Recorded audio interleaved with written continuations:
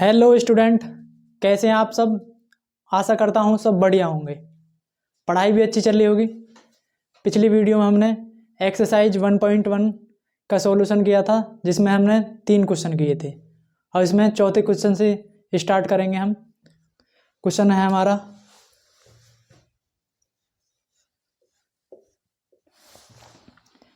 HCF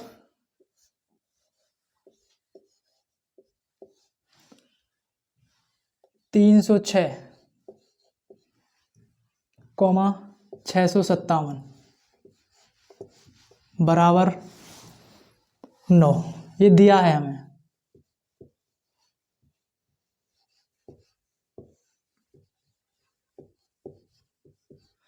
इसमें पूछ रहा हमें LCM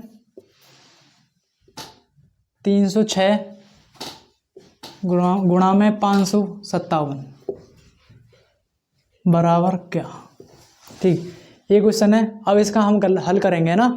अब एक फॉर्मूला था हमारे पास में, दो संख्याओं का गुणनफल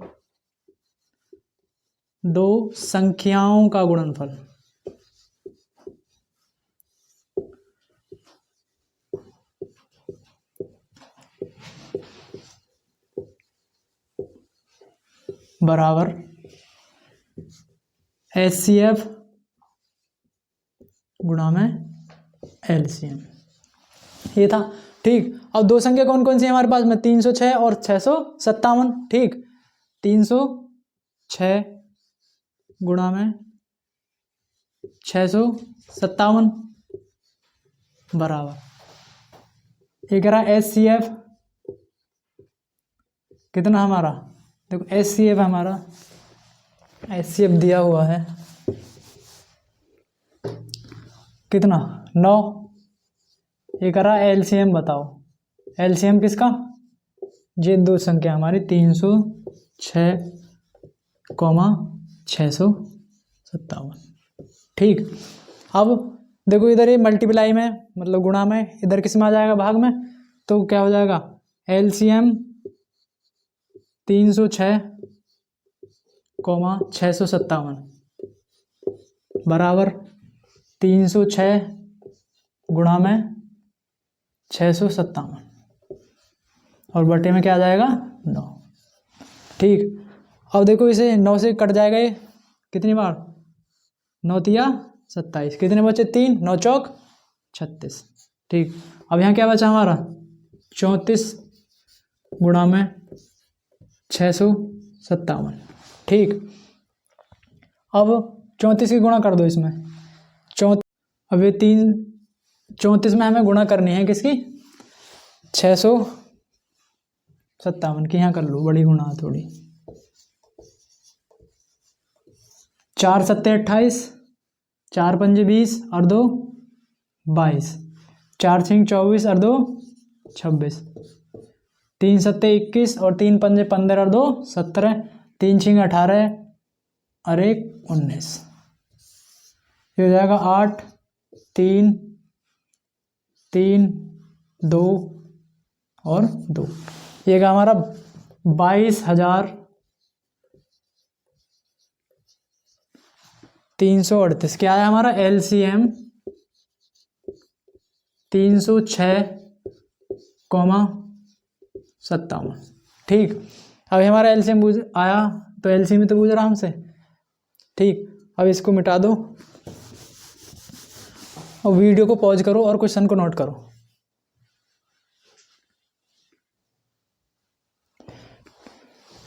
हमारा 5वां क्वेश्चन है, इसमें कह रहा है जांच कीजिए कि क्या किसी प्राकृतिक संख्या के लिए, कौन सा क्वेश्चन है 5वां, जांच कीजिए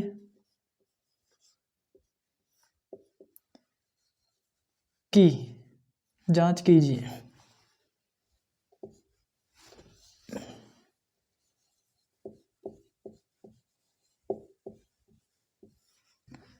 कि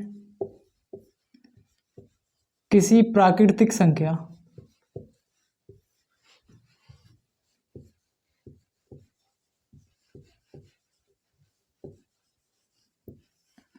n के लिए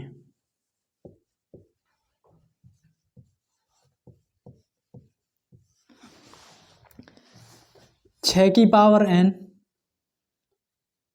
संख्या 0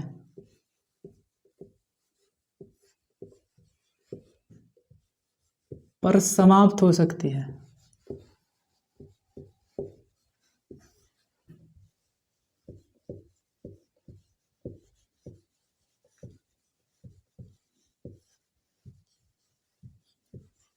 ठीक,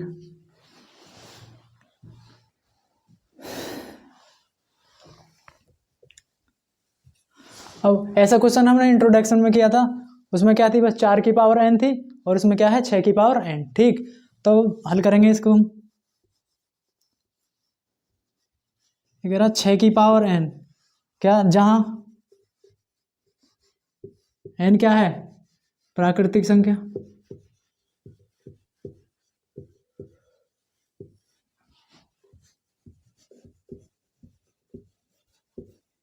ठीक।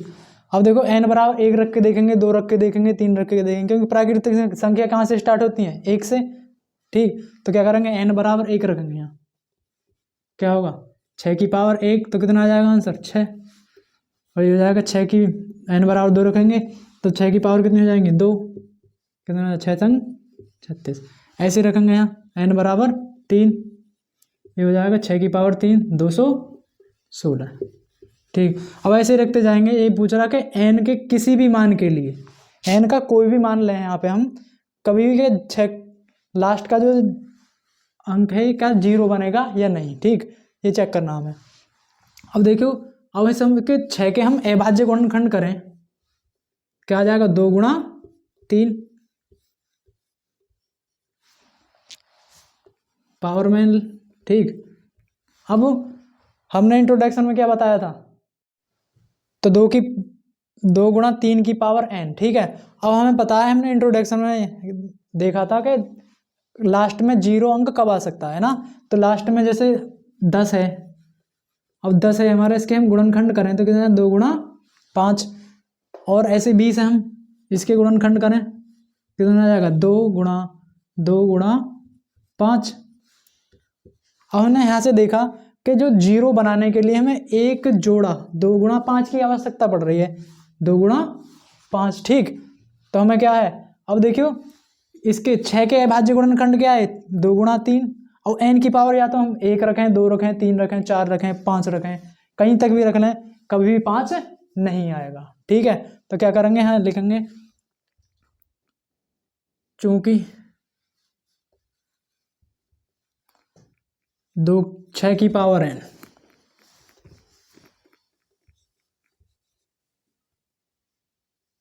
में n के किसी भी मान के लिए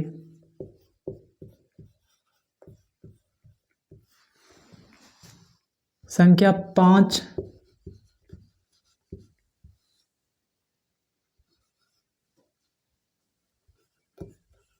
गुणनखंड नहीं होगी, गुणनखंड नहीं होगी।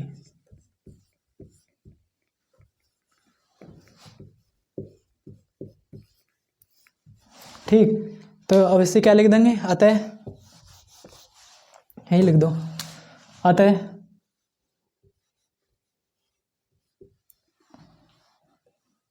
n के किसी भी मान के लिए, n क्या थी हमारी प्राकृतिक संख्या, तो क्या लिख देंगे प्राकृतिक संख्या, ऐसे लिख दो प्राकृतिक संख्या। अतः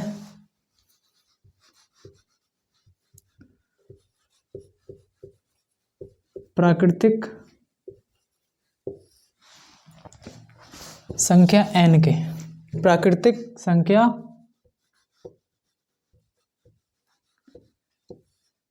n के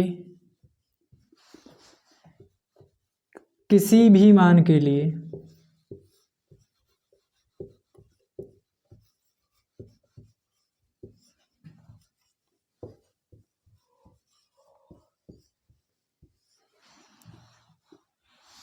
6 की पावर n संख्या शून्य पर समाप्त नहीं होगी, शून्य पर समाप्त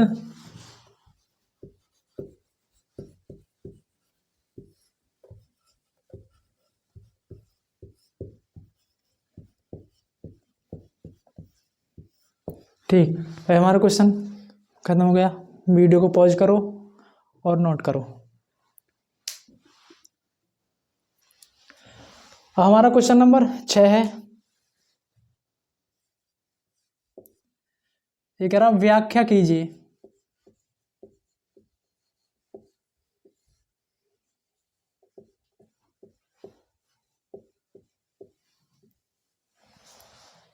कि 7 गुणा 11 गुणा 13 प्लस में 13 तथा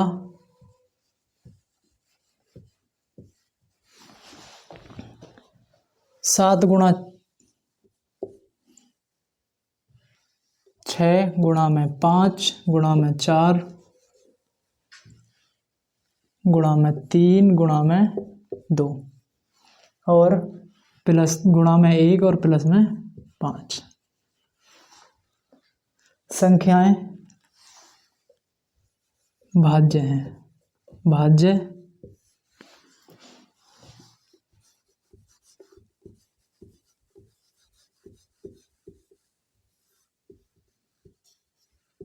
भाज्य संख्याएं हैं। ठीक, हमने इंट्रोडक्शन में भाज्य संख्याएं की डेफिनेशन देखी थी।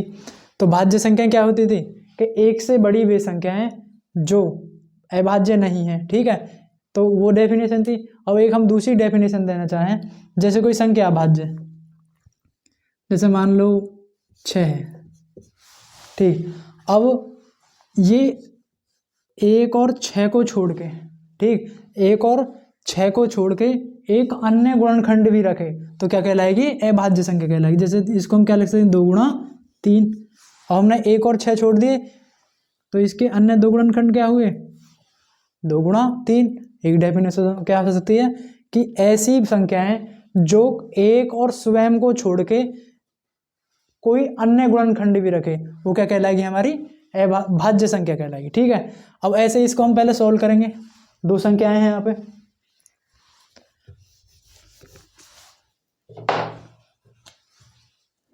ये है हमारा 7 गुणा में 11 गुणा में 13 और प्लस में 13। अब इसको हल करो। अब देखो इसमें 13 कॉमन है हमारी, तो 13 कॉमन ले लो यहाँ से। कितनी बची? 7 गुणा में 11 और प्लस में 1।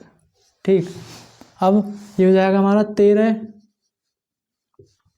इतने 77 प्लस में 1, ये हो जाएगा 13 और गुणा में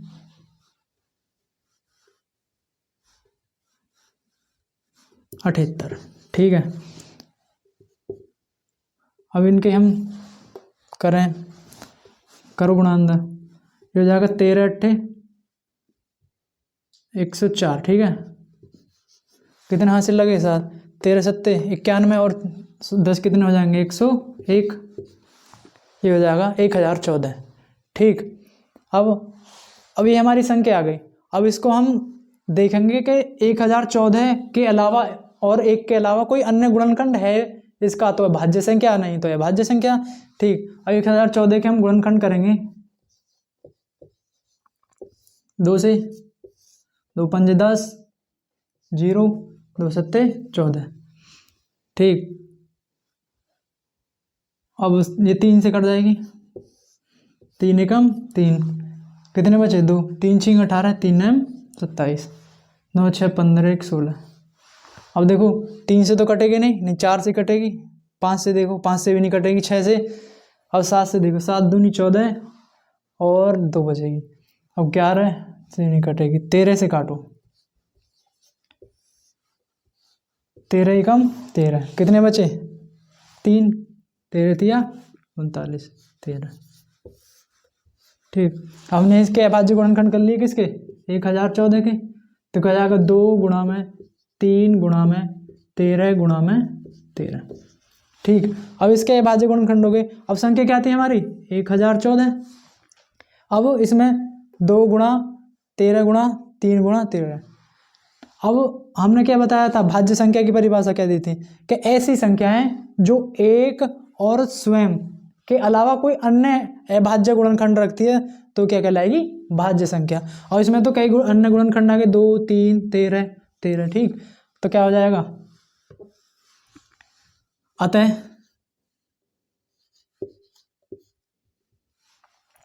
1014 एक भाज्य संख्या है।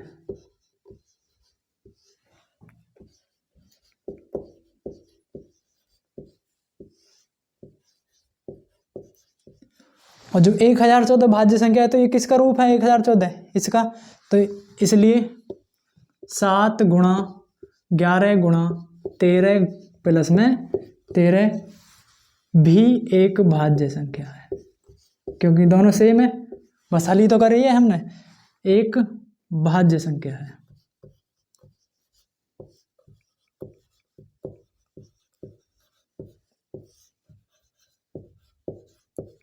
ठीक, अब हमने एक इसमें सेकंड पार्ट और इसका सेकंड पार्ट है, हाँ कर लो। अब क्या है सेकंड पार्ट हमारा, 7 गुणा में 6 गुणा में 5 गुणा में 4 और गुणा में 3 गुणा में 2 गुणा में 1 प्लस में 5। ठीक, अब ये सब गुणा में है तो पहले गुणा करेंगे हम, पहले इसको सोल्व कर लेंगे, संख्या बना लेंगे, है ना। 7 6 42 ये हो जाएगा, 5 चौक 20 और 3 दूनी 6 और 1 गुणा करेंगे तो वही आएगा सेम, ये हो जाएगा 6 दूनी 12, ये हो जाएगा 42 गुणा में 6 दूनी 12 120 प्लस में 5, 12 दूनी 24, 12 चौक 48 2, ये हो जाएगा 5045। ठीक, अब हमारी संख्या आ गई, कौन सी संख्या की, जो ऊपर हमारी संख्या जिसकी हमें ज्ञात जांच करनी है, पहले उसको संख्या के रूप में कर लिया हमने। अब हमें चेक करना है कि इसके अलावा कोई एक के और इसके अलावा कोई अन्य गुणनखंड है या नहीं है इसका, तो इसके अभाज्य गुणनखंड कर लेंगे हम 50 45। अब हो जाएगा हमारा 5 4 9 5 14। देखो ना तो 2 से कटेगी ना 3 से कटेगी, अभी सीधी कटेगी 5 से, 1 0 0 9। ठीक, अब चेक करो, देखो 5 से भी नहीं कटेगी, अब तो 6 से भी नहीं, 7 से भी नहीं, 7 से देखो 7 एकम 7 कितने बचेंगे 3, 7 चौक 28, इससे भी नहीं कटेगी। 11 से देखो, उससे भी नहीं कटेगी, 13। ठीक, कुल मिला के ये है।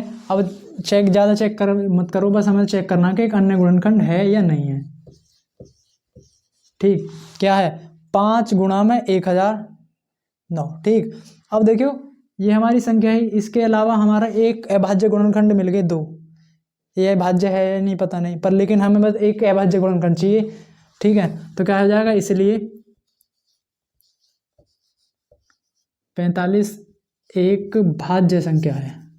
ठीक है, भाज्य संख्या है।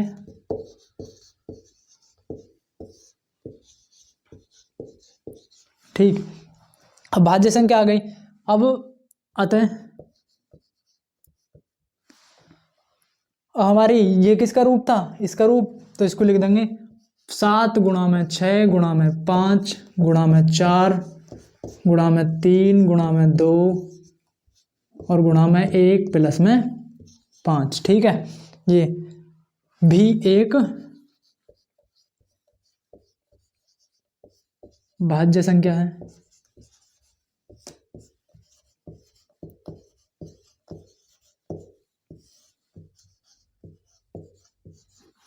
ठीक, अब ये तो पूछ रहा हमसे क्या पूछा उसने क्वेश्चन में, क्या पूछा कि व्याख्या कीजिए कि 7 गुणा 11 गुणा 13 प्लस 13 तथा 7 गुणा 6 गुणा में 5 गुणा में 5 वो 4 गुणा में 3 गुणा में 2 और गुणा में 1 प्लस में 5 भाज्य संख्याएं हैं। ठीक, और जब भाज्य संख्याएं हमने दोनों सिद्ध कर देंगे तो जहाँ चीज व्याख्या करनी है तो व्याख्या होगी।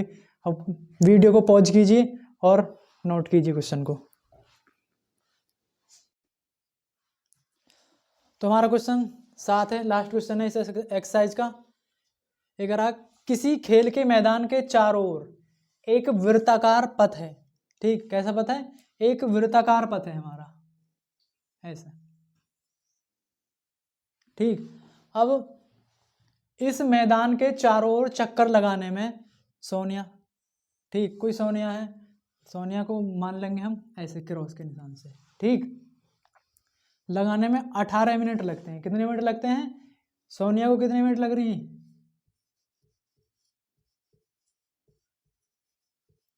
एक चक्कर लगाने में 18 मिनट पर चक्कर, मतलब एक चक्कर लगाने में।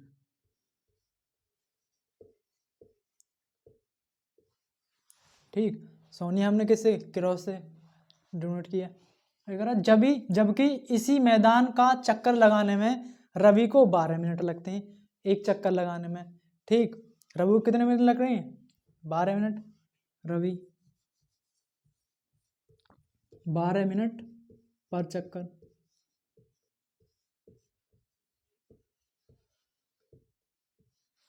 ठीक, अब लगते हैं। मान लीजिए कि वे दोनों एक ही स्थान पे हैं, जहां सोनिया थी वहां ही रवि है। रवि को हम ऐसे गोला से प्रदर्शित करेंगे।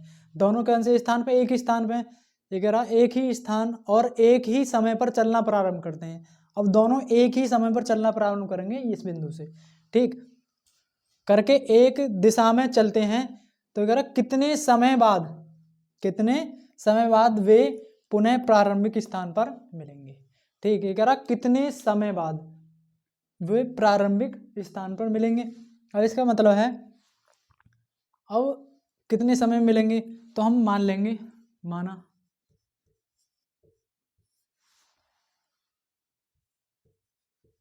सोनिया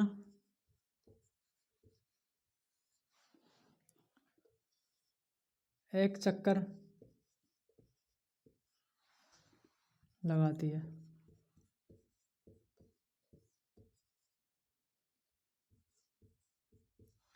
तो समय कितना हो जाएगा उसको? अब वो एक चक्कर के कितने टाइम ले रही है? 12 मिनट। तो एक चक्कर कितने हो जाएगा? 12 गुणा एक्स। समय कितना आ जाएगा? 12 गुणा एक्स, सॉरी 12 गुणा एक्स नहीं, 18 गुणा में एक्स। ठीक, क्योंकि सोनिया 18 मिनट ले रही। अब है मान लेंगे ऐसे ही, माना रवि वाई चक्कर लगाता है।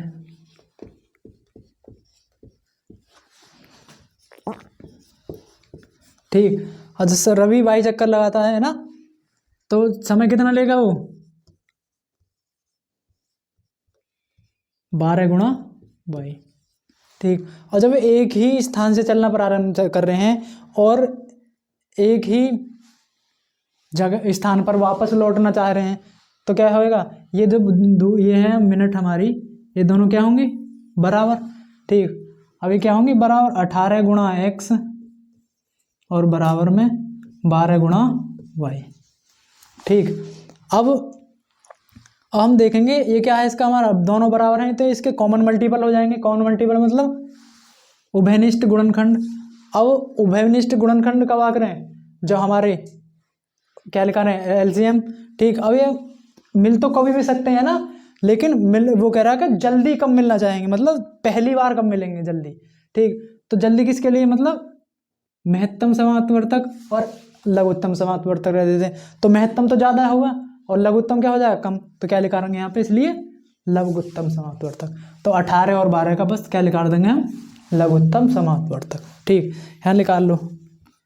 18 बराबर कितने हो जाएंगे? 2 गुणा 3 गुणा 3। ठीक, ऐसे ही इसके ये हो जाएंगे हमारे 18 के 2 गुणा 3 की घात 2। 12 2 गुणा 3, ये हो जाएंगे 2 की घात 2 गुणा में 3। ठीक, अब इनका हमें एलसीएम निकालना, मतलब लघुत्तम समाप्तवर्तक। तो लघुत्तम मतलब लघु का मतलब कम, कम समय कब लेंगे, मतलब पहली बार कब मिलेंगे, है ना, कम समय में। तो ये हो जाएगा 2 की घात 2 गुणा में 3। अब हमारा एलसीएम क्या था कि जो हमारे जितने भी हमारे पास में गुणनखंड हैं उसकी अधिकतम घात की गुणा कर देते हैं। अब देखिए यहाँ 2 है और यहाँ 3 है, यहाँ 2 है और 3 है, दोनों उभयनिष्ठ गुणनखंड है दोनों में, तो इनकी बड़ी बड़ी घात ले लेंगे। तो क्या आ जाएगा, एलसीएम बराबर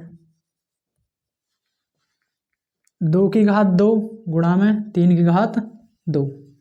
ठीक, अब हो जाएगा 2 दूनी 4, 4 4 और 3 तिया 9, 9 चौक 36। तो कितना आ जाएगा, 36। तो कितने समय बाद मिलेंगे, 36 मिनट। ठीक है, 36 मिनट बाद वे पुनः उसी स्थान पर मिल जाएंगे जहाँ से वे चलना प्रारंभ किए थे। अब हमारा क्वेश्चन 7 कंप्लीट हो गया और इसी के साथ हमारी एक्सरसाइज भी ख़त्म हो गई। अब वीडियो को पहले पॉज करिए और नोट करिए, और इसी के साथ हम वीडियो को यहीं पर ख़त्म करते हैं। और जब तक के लिए पढ़ते रहिए।